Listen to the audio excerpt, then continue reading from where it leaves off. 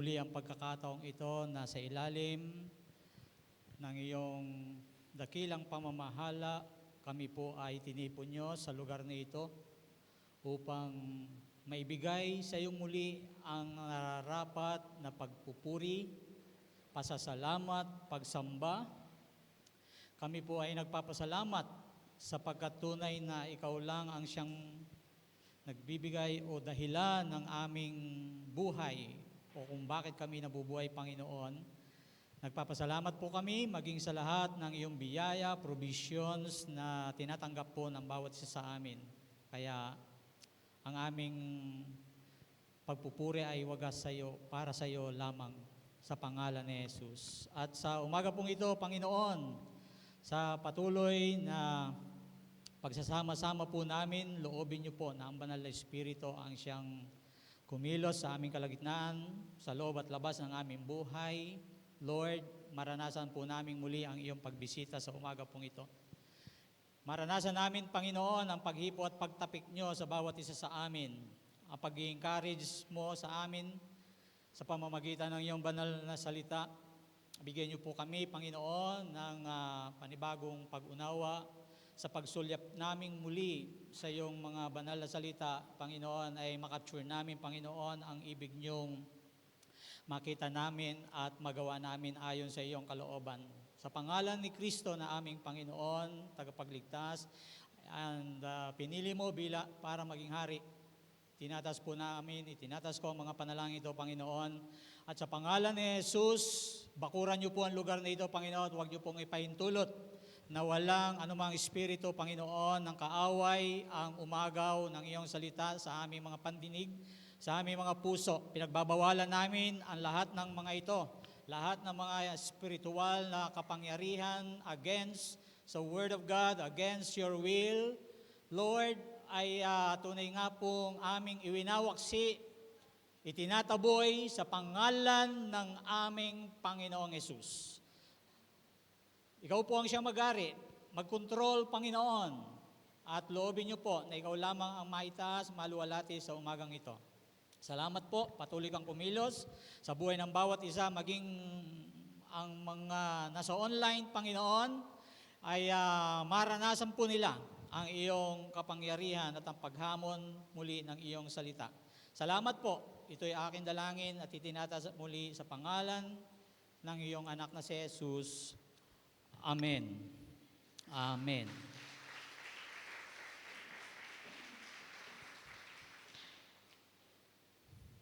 First John chapter 4, verse 9. Pero bago po natin muling tunghayan ang First John, punta tayo muna sa isang istorya lang from the Bible. Sa Exodus chapter 4, kung makikita po natin, ito yata yung pagtawag ng Panginoon kay Moses. And if you still remember in verse 10, ang sabi po rito, and Moses said to the Lord, "O my Lord, I am not eloquent, not before this and not since you have spoken to your servant, but I am slow of speech and slow of tongue." Yan. So ito po, alam natin na ang story ni Moses ay, di ba, saan siya nakuha? Saan siya dinampot? Saan siya napulot ng prinsesa ng Egypt? He was drawn from the water at inalagaan siya mismo ng kanyang nanay. Of course, si Moses po, from the origin word na Moshe, ay tunay ngang pinalaki sa bansang Ehipto at lahat ng kasanayan ay ibinigay at itinuro sa kanya. So, pag tinignan po natin at ikukumpara sa panahon natin, kung ikaw siguro ay sabihin nating inampon ng isang taong makapangyarihan at sabihin nating mahusay sa teknolohiya ngayon, marahil yung karunungang ito ay pwedeng masalin sa iyo. At totoo naman, matalino si Moses dahil lumaki siya sa Egypt. Kasi during that time, ang Egypt ang pinaka-modern nation sa panahon na yon. Walang kapantay ang Ehipto. Kumbaga sa salitang teknolohiya, angat na angat ang Ehipto. At ito ang kinalakhan dito si Moses. Pero dumating yung sandali sa kanyang buhay na siya ay tinawag ng Diyos. No? Tinawag siya ng ating Panginoon. At nung siya nga ay ipadadala na sa bayan ng Israel, kasi sa panahon na yon, ang Israel ay nakakaranas ng pang-aabuso, pang-aapi ng mga taga-Ehipto. No? Inaalipin po sila, inaalila po sila. Kaya siyempre, sa mind ng Diyos, hindi papayag ang Diyos na apihin ang kanyang bayan. Di ba? Hindi papayag ang Diyos na alipinin ang kanyang piniling bayan. Tayo ba'y pinili ng Diyos? Salamat sa sasampo. Talagang pagdating sa salitang tayo ba'y tinawag, para bang takot na takot tayo kasi parang may gustong ipagawa ang Diyos sa atin, pag tayo tinawag. Parang may kabuntot na kapag sinabing ikaw ba'y tinawag ng Diyos. Kasi alam mo na may kabuntot. Parang si Moses, nung tinawag ng Diyos, may kabuntot po yun. No?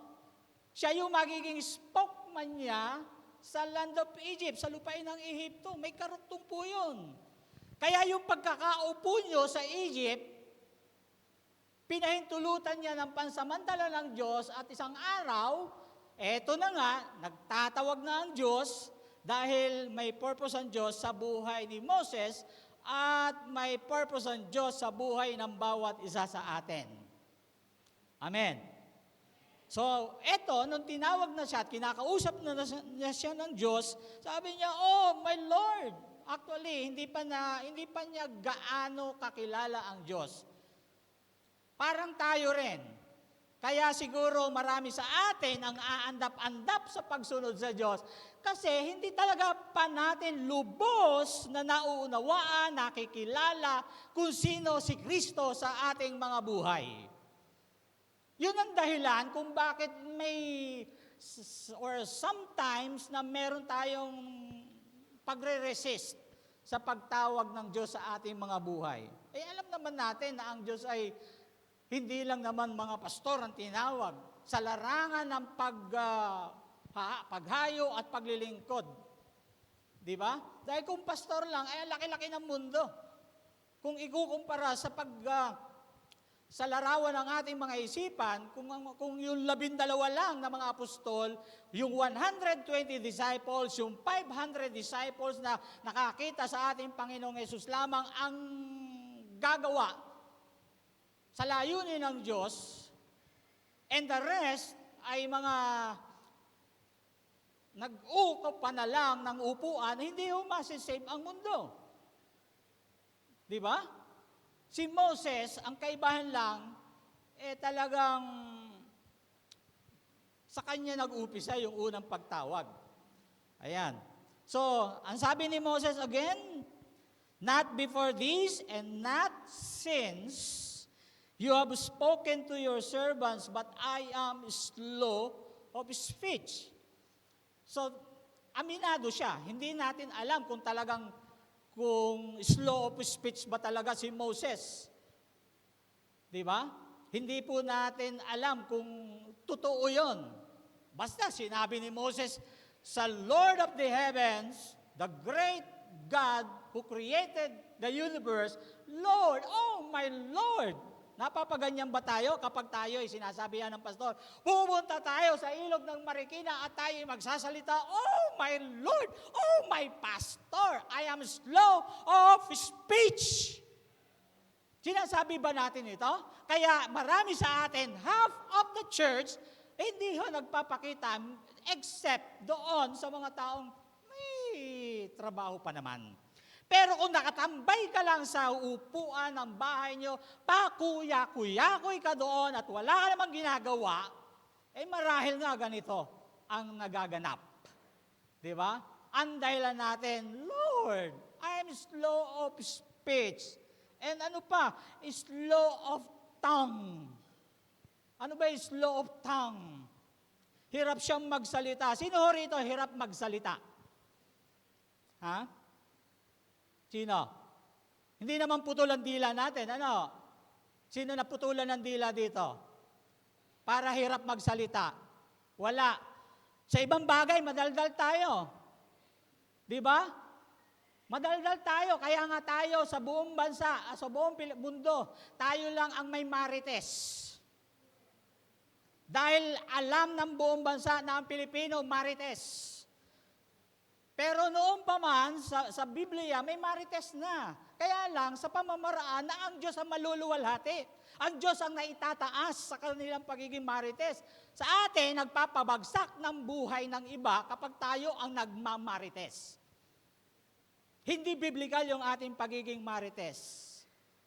Okay, pero sa verse 10 na ito, makikita natin, another unacceptable, ibig sabihin, marami nang idinahilan si Moses, pero ito'y another unacceptable excuse. God does not need men's eloquence, but their obedience.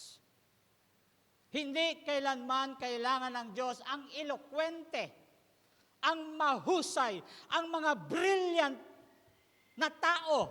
Pagdating kapag ang Diyos ang tumawag, hindi niya kailangan ng mga elokwente, mga educated na hinubog ng mundong ito para maluwalhati ang Diyos. Ang kailangan lang ng Diyos ay ang obedience natin. Yung pagsunod natin. Huwag na nating hintayin ang pagiging eloquence o maging elokwente tayo.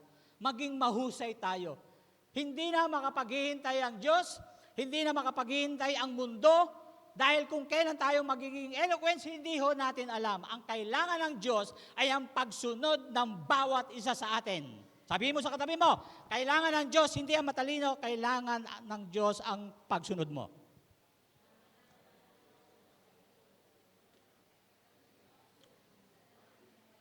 O, nagkaintindihan kayo? Okay naman. Hindi naman nagreklamo yung katabi mo. Naka-smile lang. Okay, punta tayo sa istorya naman ng Book of Acts. Kung saan dito yung story about the conversion of Cornelius. The first Gentiles na converted into believers of Christ. Mula kay Cornelius, sa kanyang asawa, sa kanyang mga anak, sa kanyang mga servants, lahat po ito, believe it or not, they were all converted. Nakakilala sila sa Panginoon, and they also received the Spirit, the gift of Spirit. Hindi ho gifts yung gift. Na ang tinutukoy dito, tumanggap lahat sila ng Espiritu ng Diyos. Kaya sinabi ni Peter at sinabi ng kanyang mga naging alalay, sino pa ba ang makapipigil sa kanila? Na sila'y mabautismuhan sapagkat tinanggap nila kung ano yung tinanggap natin sa Panginoon. So, kung titingnan po natin yung pagkakilala itong grupo ni Cornelius, ay isang katuparan sa sinabi ni Jesus kay Peter, and I will give you the keys of heaven. Nabasa niyo na po ba yon? Sa Matthew chapter 16? Tama? Say amen, doon sa nakabasa na. Yan. Kung mali ako, correct nyo na lang. Di ba sinabi ng Panginoon, ikaw Pedro, ibibigay ko sa iyo ang mga susi. Ito yung susi na kung saan even the Gentile nations, mga kapatid, ay mabubuksan sa pamamagitan ng Ebanghelyo. Noong una, sa kanila, bawal maghayag o mag-share ng hindi kapwa nila Hudyo. Pero ito yung isang katunayan na gusto ng Diyos na ang buong mundo makakilala sa Kanya, magbalik loob sa Kanya, lahat ng tao. Kaya si Peter, ang unang ginamit ng Diyos para ang hentil ay makakilala sa Panginoon. Ayaw pa nga ni Peter, hindi ba? Ayon doon sa istorya, Lord, alam mo namang hindi ako kumakain ng maruruming sa aming kautusan, sa aming batas, hindi kami kumakain ng marumi. And that's the reason why God rebuked Peter. Kaya sabi ni Lord, huwag mo ituring na marumi ang mga nilinis ko na. Hindi niya lubos pa itong naintindihan kasi hindi pa nagaganap kung ano yung purpose talaga nung pagpapakita ng Diyos nitong lahat ng klase ng hayop sa kanyang vision. Yung pala may purpose ang Diyos. Ngayon, now imagine, to cut that story short, makikita natin na si Peter ay pumunta sa bahay ni Cornelius. And all the household of Cornelius waiting upon Peter. Pinakita doon. Binasa natin at mababasa natin sa Book of Acts chapter 10. Kung saan ang pamilya ni Cornelius ay nag-aabang na. Sapagkat from his vision, niloob ng Diyos na mapakinggan kung ano ang mensaheng dapat nilang pakinggan. Kaya sabi ni Cornelius, sabi ng Panginoon sa akin sa pangitain, may sasabihin ka raw sa amin. Ako naniniwala from Moses, isa siya sa mga lingkod ng Panginoon na unang nag-evangelize. And then Peter, he evangelized the family of Cornelius and the rest of his family. Ngayon, imagine po natin, paano natin maikukumpara yung panahon natin ngayon sa time ni Peter? Sa time ni Peter, mga kapatid, hindi ko ma-imagine kung paano mag-umpisa si Peter. Kasi si Peter, pinadala ng Panginoon through the vision, nag-aabang yung mga tao kung ano yung sasabihin at ibabalita ni Peter sa kanila. Pero I can't imagine, mga kapatid, he has no Bible, hindi pa naisusulat itong New Testament. Paano niya kaya uumpisahan? Paano niya inumpisahan yung paghahayag ng mabuting balita tungkol sa paghahari ng Diyos? Paano niya umpisahan na i-evangelize mga taong ito na ipinakita sa kanyang vision, pinakita ng Panginoon? Ang sarap siguro mag-evangelize kung nakikita mo na in advance. Yung taong pupuntahan mo, for sure, walang rejection. For sure, hindi kanya i-condemn. For sure, na hindi kanya itataboy. For sure, pamimeryendahin ka. Kasi nakita mo na in advance sa iyong vision. Di ba? Ang ganda siguro nun. Pwede pa kayang mangyari yon? Sa palagay nyo lang. Hindi kaya tayo, banat lang ng banat? Pwedeng kulang tayo sa prayer, kaya sometimes wala tayong mga vision na ganon. Hindi ko alam. Di ba? Ini-imagine ko lang, kung nangyayari pa ito, na bago tayo pumunta, ay may pangitain na tayo, isang pamilya, nag-aabang na sila. Una, kinausap na ng Diyos yung mga taong ito. Pangalawa, kinausap ka ng Panginoon. Pangatlo, ikaw talaga ipadadala doon. At yung pang-apat, handang-handa na sila. Wala pong pagtanggi yun, for sure. Di ba ang ganda siguro magsalita ng magandang balita? Kasi alam mo na yung mga tao tatanggap na. Kasi alam mo na ang Panginoon nagsalita na sa kanila. Alam mo na tatanggapin nila yung ipapahayag mo. Ang hirap kaya mag-evangelize. Sa mga nag-evangelize, alam na nila yan. Pero doon sa hindi pa nakaka-experience, I tell you, since nawala naman bago, shame on you. Kasi hindi mo pa na-experience. But again, sabi dito po sa time ni Peter, hindi niya alam kung paano umpisahan. Iyon ang tanong ko sa isipan ko, paano niya umpisahan. Tayo, madali, kasi may tracks tayo. Kahit wala tayong bit-bit na Bible, kung may tracks tayo, yun na isi-share natin. Correct. Tama. Diba? May bit-bit na tayo, alam na natin. Train na po tayo. May Bible tayo, may tracks tayo. At least, well, educate ka kung paano mo isi-share. May training pa nga tayo, may practice pa nga tayo. Di ba? Si Peter paano? Kaya pag binasa nyo ito, in-evangelize niya yung pamilyang ito, kung ano yung nakita niya, kung ano yung na-experience niya nung kasama pa niya si Kristo. At ganun kalakas ang impact, mga kapatid, nung ma-evangelize niya. Now, gusto ko po, ano ba nag-move sa kanila? Ano ba yung nag-touch sa kanila? Ano yung nagtulak sa kanila para gawin ang mga bagay na ito? Dahil kaya inutusan lang sila? Just, kumbaga, lang? Inutusan lang ba sila? Kaya naobliga sila?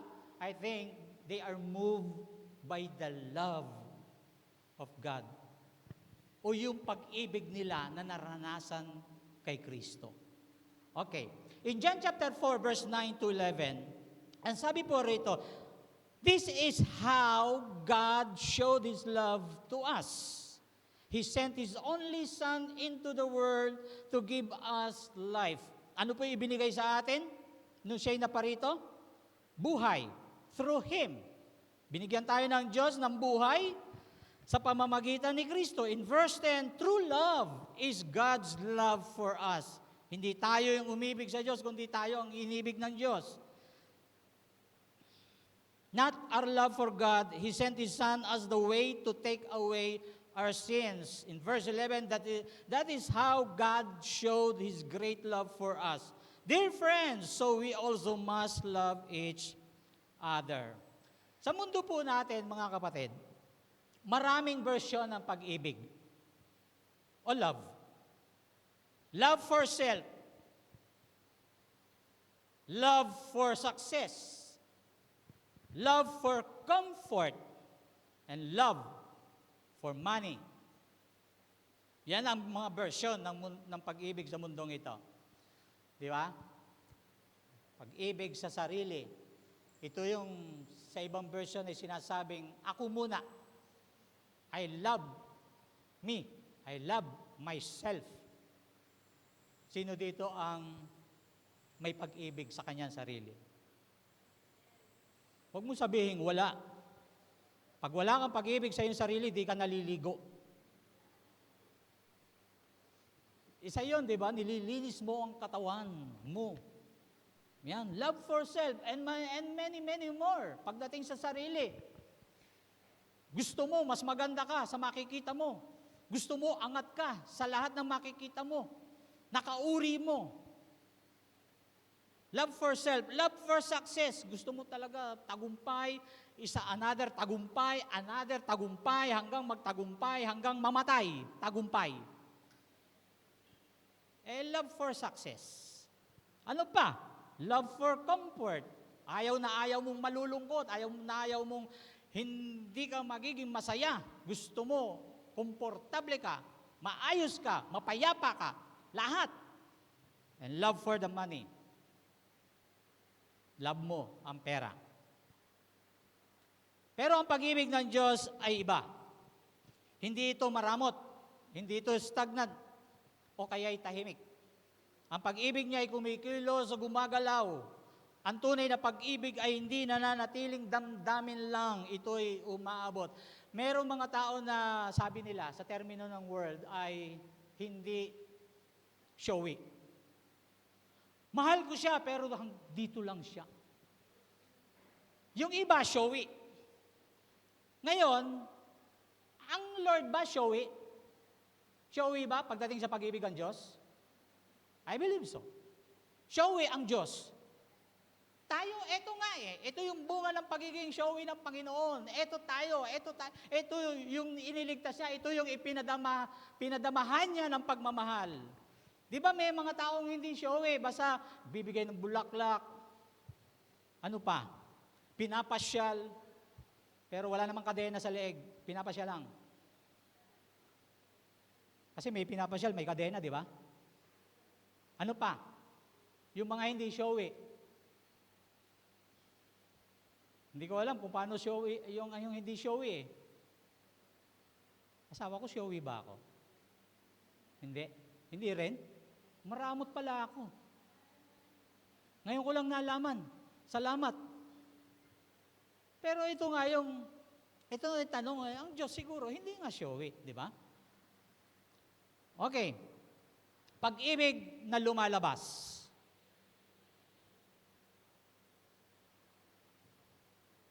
Kasi may pag-ibig nga na tinatago eh. Parang ganito, sabi, yung babaeng yon, mahal ko. Kaya, yung babaeng yon, girlfriend ko. Huwag lang niyang malalaman, break na kami. May mga ganon terms ang lalaki. Ewan ko kung babae, meron din.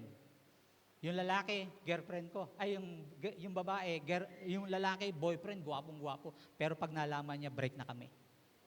Di ba? Pero ang dapat, sabi ko nga, ang pag-ibig na lumalabas. So, ang totoong pag-ibig, mga kapatid, ay hindi nananatili sa loob.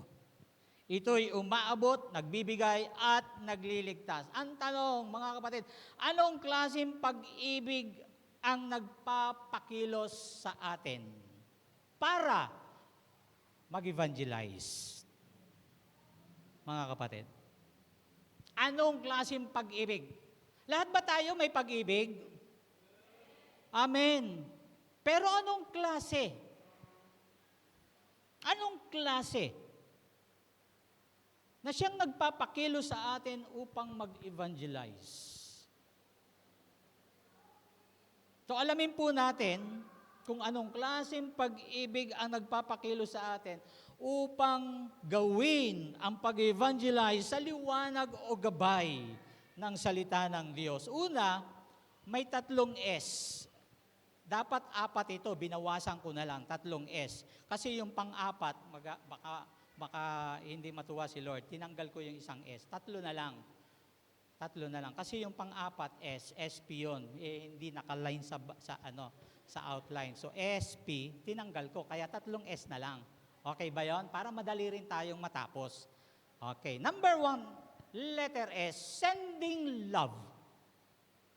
Sending love. In John chapter 4, verse 9, this is how God showed His love to us.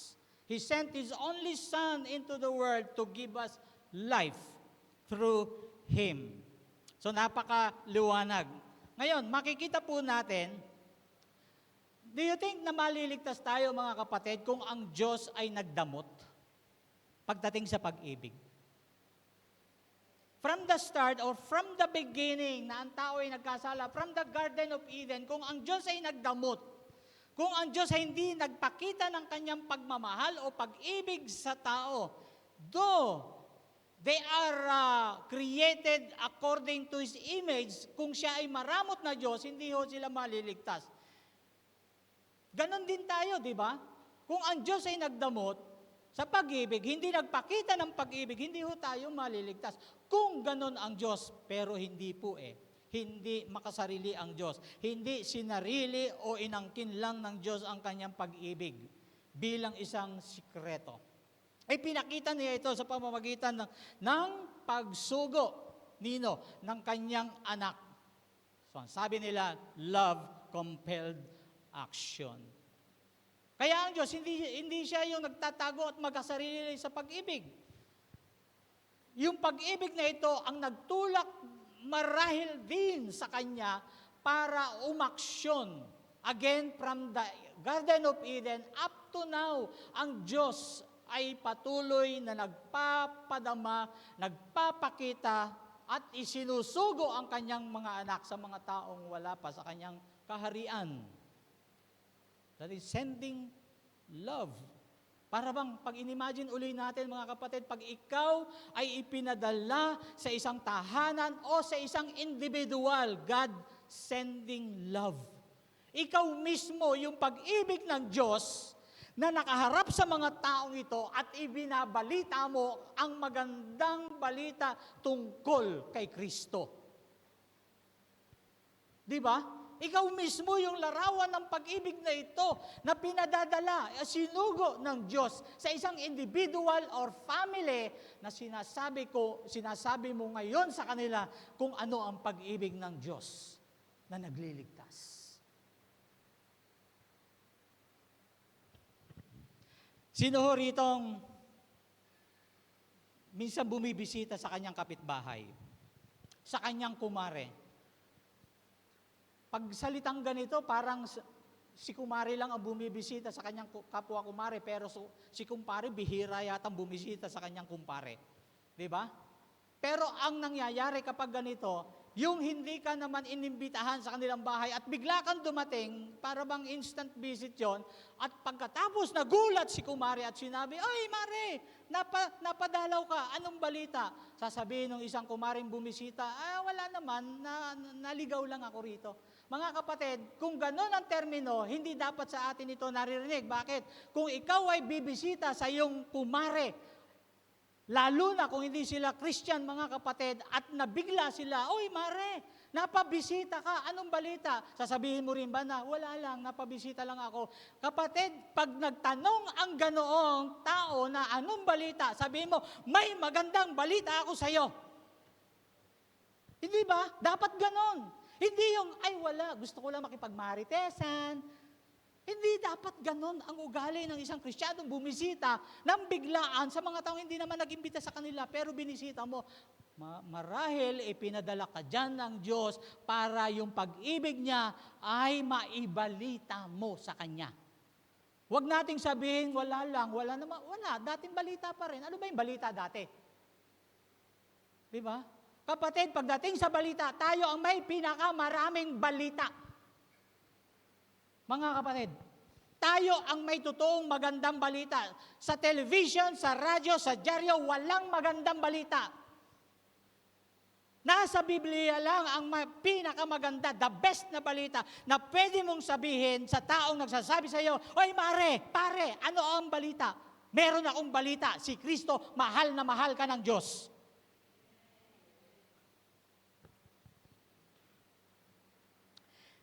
Parang isang ilawan, mga kapatid, sa gitna ng dilim. Kung ang ilaw ay tatago matapos sindihan, ilalagay sa loob ng timba, walang makikinabang. Tama. Pero, kapag ito inilagay sa isang lugar na madilim, makikita ito ng lahat. Ganyan din ang pag-ibig ng Diyos. Hindi lihim, hindi sikreto, kundi hayag at umaabot. So, kung ilalagay po natin ang ating mga sarili bilang ilawan at lagi lang tayong nasa ilalim ng timba, walang makikinabang. Ang tao na patay sa kasalanan, hindi nila alam ang tunay na kahulugan ng pag-ibig. Bagamat hayagan na at lantaran na rin po ang mga simbahan na nagpapahayag ng pag-ibig ng Diyos, hindi nila lubos na mauunawaan ang totoong pag-ibig. Una, kung hindi pa nila nararanasan ang pag-ibig ng Diyos sa kanilang buhay, paano nga mararanasan? Kung tayo ay laging nasa taguan, nasa ilalim ng timba, walang makikinabang. So ang hamon, mga kapatid, kapag naintindihan natin ang pag-ibig na nagsugo sa anak, kaninong pag-ibig? Pag-ibig sa nagsugo sa anak. Ibig sabihin, pag-ibig mula sa Diyos na nagsugo sa kanyang anak. Kung hindi po ito natin lubos na naiintindihan, hindi tayo makaupo lang sa church at maging tahimik. Tandaan po natin, kaya lang naman at ang dahilan lang kung bakit tayo may pananambahan ay para palakasin tayo sa araw na ito, sa tuwing araw ng linggo, dahil bukas, sa susunod na bukas, ay meron tayong gawain. Hindi lang ho ito ang araw na gawain, mga kapatid. Nagkakaroon lang ng healing dito sa loob ng church. Kasi sa loob ng isang linggo, nakikipag-battle tayo sa iba't ibang itsura ng mukha ng buhay. Kaya ang makatatagal lang, mga kapatid, Yung laging nagpapabulkanize spiritually sa loob ng simbahan. Dahil bukas, aandar ka na naman. Yan. Pero yung may pag-ibig, sabi ko nga po kanina, hindi mananatiling nakaupo lang sa church at maging tahimik. Hindi lang tayo ang recipients ng pag-ibig. We are now relays of that love. Ipadala mo rin ang iyong sarili. Mag-volunteer ho tayo. Mag-volunteer ka. Magbahagi at humayo. That is sending love.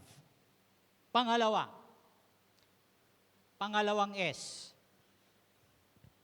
sacrificing love.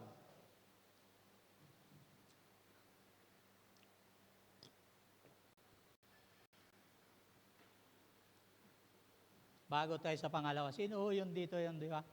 Pag nanliligaw ka, may pagsasakripisyo kang ginagawa. So maintindihan nyo to. Doon sa mga nagmamahal, sa mga magsinirog, sa mga mag-asawa, di ba may pagsasakripisyo? How much more ang Diyos, yung kanyang pag-ibig, sacrificing love. 1 John chapter 4, verse 10. True love is God's love for us. Ito yung tunay na pag-ibig nung tayo'y kanyang inibig. Not our love for God. He sent His Son as the way to take away our sins. Kaya po tinawag na sacrificing love, mga kapatid. Paano na si Jesus o paano ang Diyos ay inalis sa atin yung ating mga kasalanan? Kung babalikan natin doon sa umpisa ng pagdakip kay Jesus o doon pa lang sa prayer mountain, sa Gethsemane, mga kapatid, ang Panginoon ay nagsasacrifice na. Sa pamamagitan ng yung mga disciples niya, tulog na tulog, si Jesus nagpupuyat kasi haharapin niya ang isang yugto ng kanyang buhay na isasakripisyo siya ng Diyos para sa mga kasalanan natin. Doon pa lang sa kanyang prayer sa Gethsemane, nagsasakripisyo na ang pag-ibig ng Diyos. Doon pa lang sa prayer Gethsemane, mga kapatid, yung kanyang anak, may pagsasakripisyo na. Kaya yung magpuyat sa pananalangin, mga kapatid, ay isang pagsasakripisyo na para sa kanyang minamahal na pamilya o kaibigan. Yung magpuyat ka para sa iyong mahal sa buhay na wala pa kay Kristo, that is sacrificing love. Yung maligtas sila, di ba? So ito po yung ibig sabihin. He sent His Son as the way to take away our sins. Pamamaraan ng Diyos na para makalaya tayo, mawala ang kasalanan sa atin, ilayo tayo sa kasalanan, nang malayong malayo, ginamit niya ang kanyang bugtong na anak. So ang tunay na pag-ibig, mga kapatid, ay may presyo. Mga kapatid, sa mga nanliligaw at nanligaw, tapos ng manligaw, may presyo ba yung iyong pag-ibig? O baka naman yung nililigawan mo ang nagbibigay pa ng presyo? Ha? Pag walang presyo ang kanyang pag-ibig, reject him. Walang presyo walang halaga. Ang Diyos may presyo. Hindi cheap ang pinambayad ng Diyos para ipadama sa atin ang kanyang pag-ibig.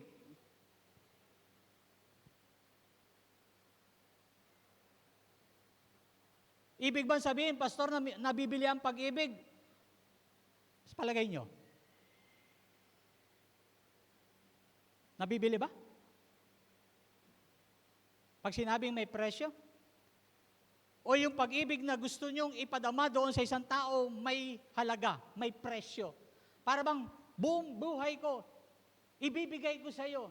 Tatawirin ko ang 7 bundok, lalayungin ko ang karagatan. Ang pag-ibig mo ay makamit lamang. May presyo, may sakripisyo. Pero kung ang pag-ibig mo, sa iniirog mo, walang sakripisyo, reject mo yan.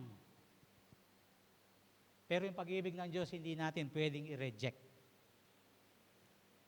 At kung alam lang ng mga taong ito, sana kung ano yung sakripisyo ng Diyos, kung bakit sila minahal, kung gaano kamahal yung halaga, palagay ko po, hindi nila i-reject ang Diyos. Kaya't napakahalaga po na maunawaan nila ang sacrificing love. So ang tunay na pag-ibig ay may presyo, hindi ito palaging komportable. Ang Diyos ay hindi naghintay ng magandang timing. Isinugo po niya ang kanyang anak kahit tayo ay makasalanan. Di ba? Kung naganap ang Diyos ng timing, hintayin ko silang mawala ng kasalanan bago ko ibigay yung kanyang anak. Pwede namang hayop na lang din ang katumbas natin, katulad sa lumang tipan. Ang katapat mo, isang kambing lang. Yung kaligtasan mo, isang kambing lang. Pero yung dugo ng kambing, yung buhay ng kambing, hindi aabot sa buhay na walang hanggan. Yung dugo at buhay ng isang kambing, hindi aabot sa langit. At para tayo umabot sa langit, binigay niya yung talagang may sakripisyong pag-ibig. Yung totoong sakripisyong may pagmamahal. Wala na siyang ibang maisip marahil. Patawarin ako ng Panginoon sa sinabi kong ito, baka wala na siyang ibang maisip. Kaya yun ang the best. Yun ang tangi at nag-iisang pamamaraan lamang ng Diyos, yung ibigay niya yung kanyang anak bilang isang sakripisyo sa isang taong katulad natin na walang kwenta ang buhay, naging rebellious. Tapos, yung sacrificing love niya, mga kapatid, grabe. Kaya nga po siguro, ito yung dapat nating ipamulat when we go to evangelization. Makita nila ang pagsasakripisyo ng Diyos.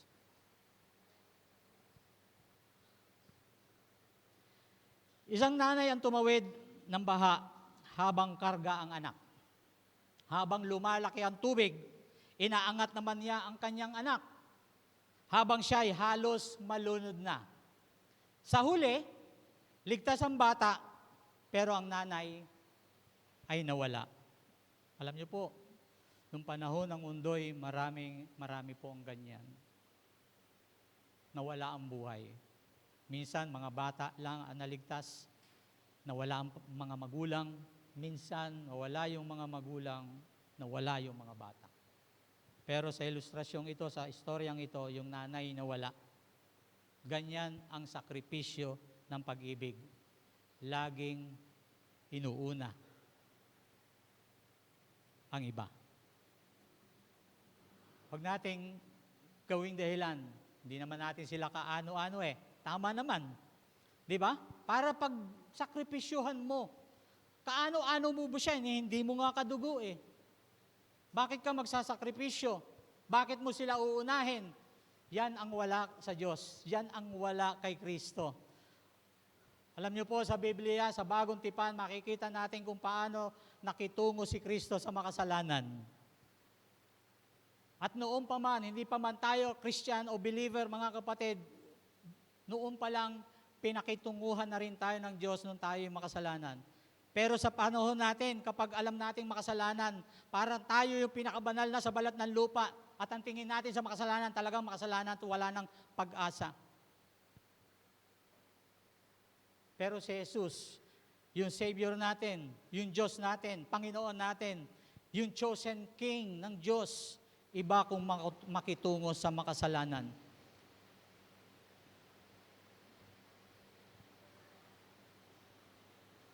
So ganyan ang sakripisyo ng pag-ibig. Laging inuuna ang iba.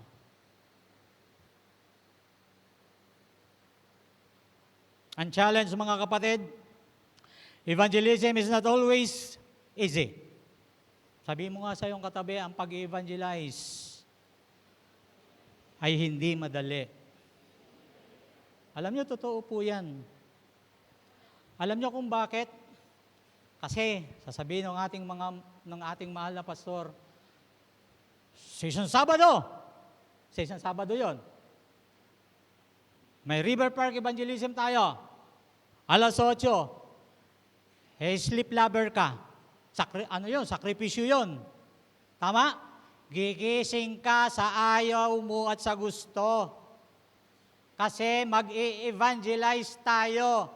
Nakakahiya naman mga kapatid, kung ikaw ay natutulog, wala naman ang ginagawa, wala ka naman mapasok, wala nang kasunod na schedule, mga kapatid, the rest of the church, ando na, nag-evangelize na, they sacrifice their time, their comfort,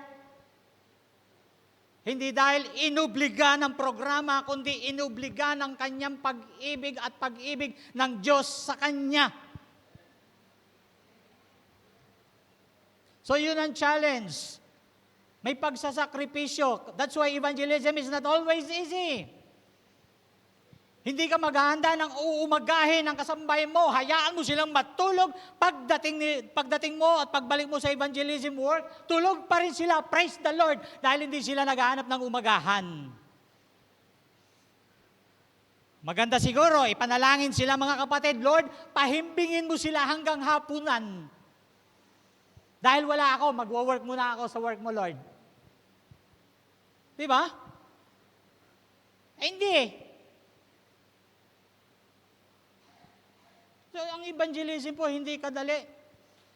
At sinasabi ko na rin ngayon, ang pagiging born again, ang pagiging believer, hindi ganun kadali.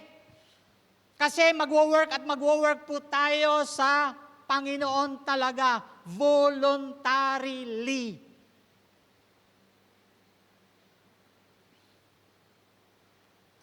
So it costs time. Hindi lang po ang discipleship, kundi ang evangelism din may cost din. Convenience and even reputation, mga kapatid. Kaya hindi po madali ang evangelism.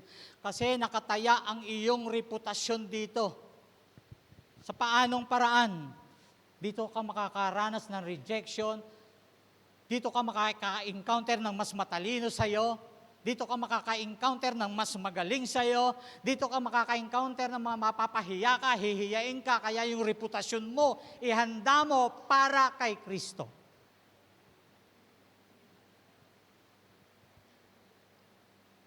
Kung ang Diyos ay nagsakripisyo para sa atin, nagsakripisyo ba ang Diyos para sa atin, mga kapatid?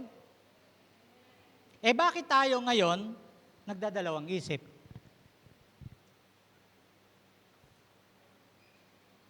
Ha? Bakit tayo nagdadalawang isip? Kung alam mo, nagsakripisyo pala ang Diyos sa iyo. Buti na lang mga kapatid, paglaruin uli natin ang ating imahinasyon. Kung yung panahon na nandun pa lang siya nakaluhod doon sa Getsemani at tutulo na yung kanyang pawis na paanimoy dugo at nilagnat o sinipon ng Panginoon, mayroon kayang postponement? At sasabihin niya, Ama, ang sama ng pakiramdam ko para akong nilalamig. Hindi po ba pwedeng i-delay muna, i-postpone muna natin yung crucifixion ko? Ha?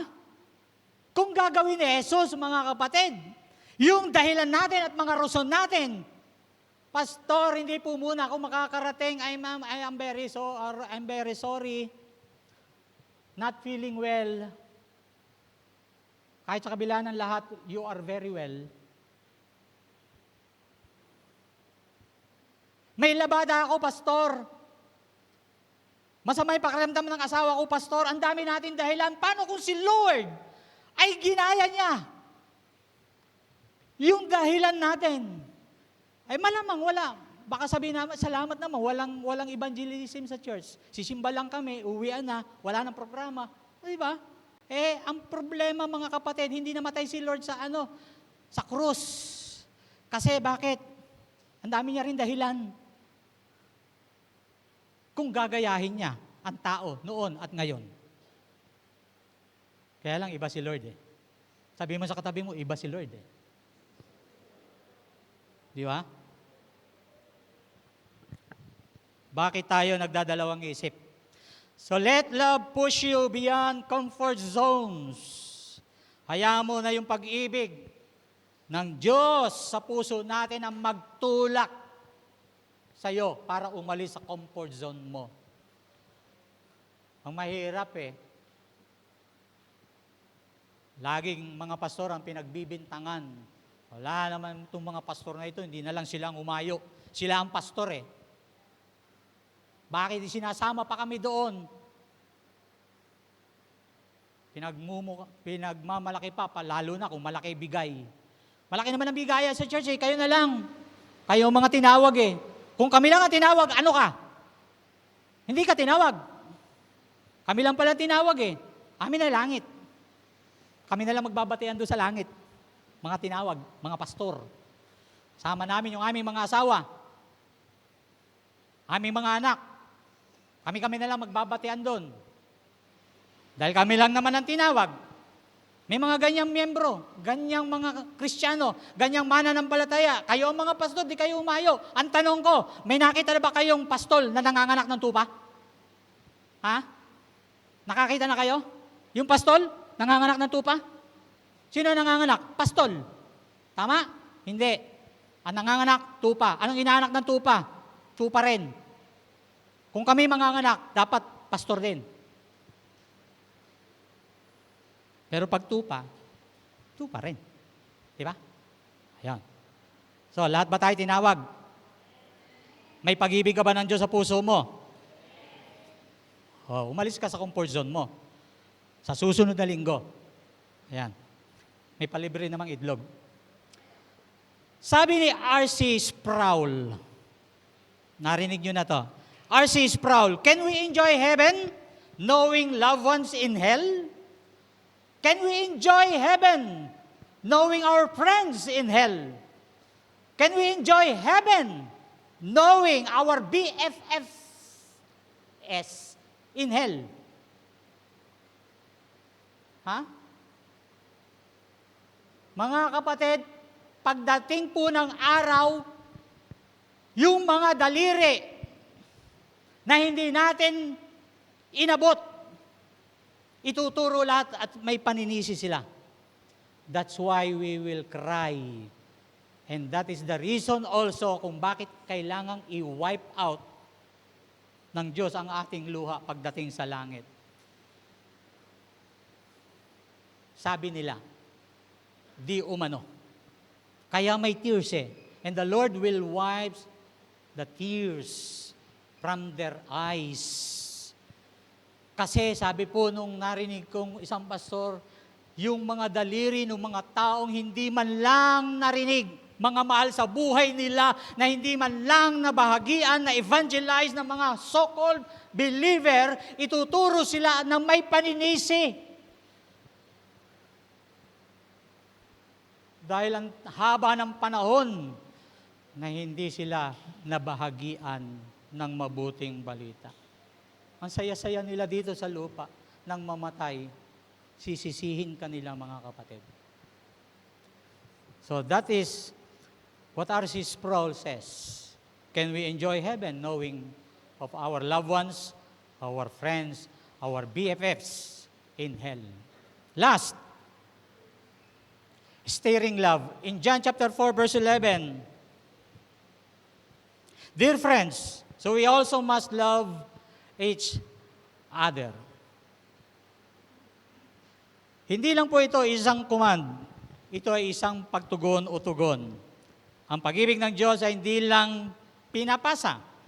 Ito rin ay nagpapakilos. Ang sabi, love is the fuel that ignites missions.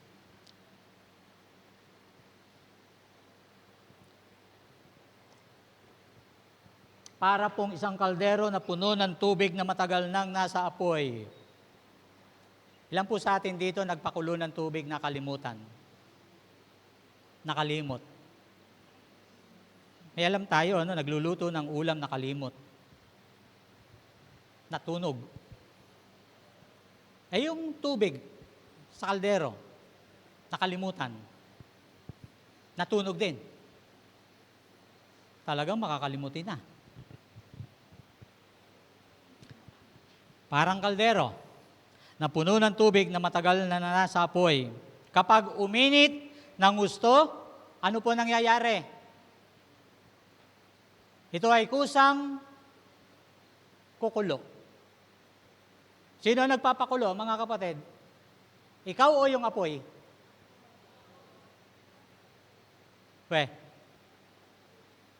Tayo ba? O ang apoy? Sino nagpapakulo sa tubig? Tayo o yung apoy?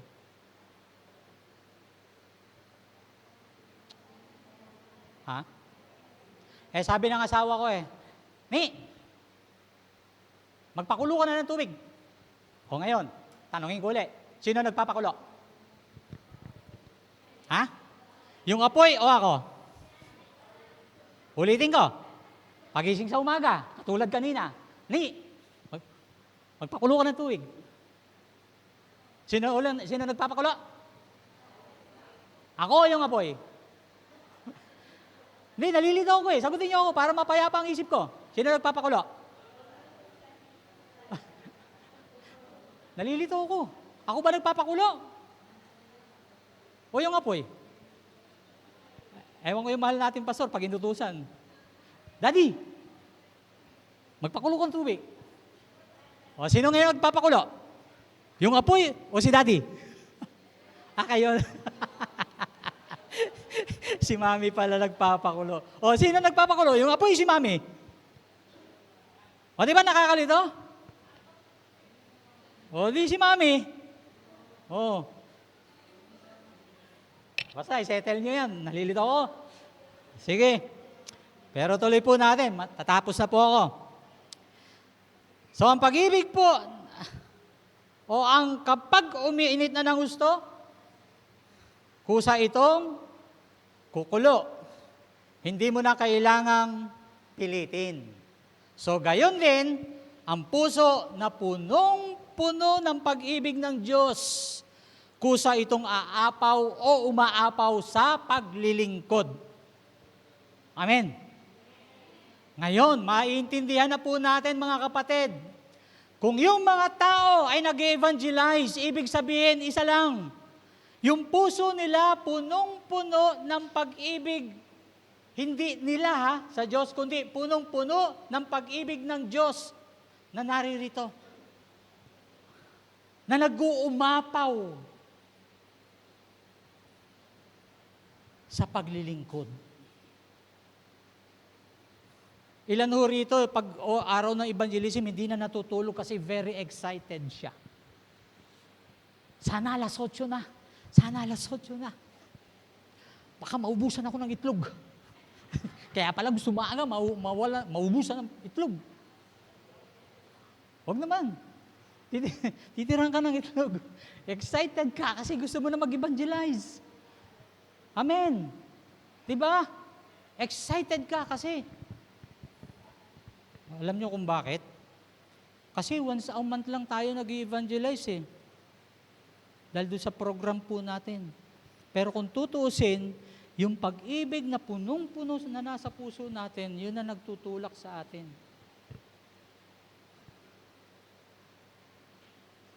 Naalala ko po yung hipag ko kagabi.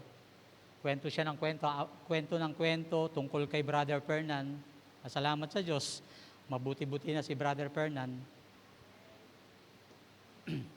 Naleptos pala, ingat kayo Baka may kasama kayong daga sa bahay. Ayun.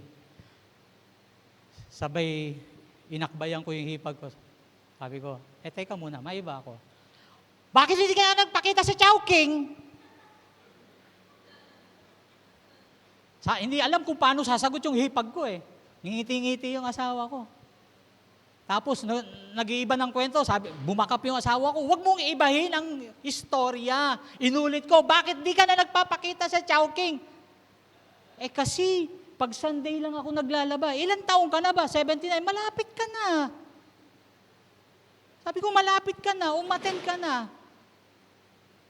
Alam mo, sabi niya kanina, hopefully, sabi niya, sige.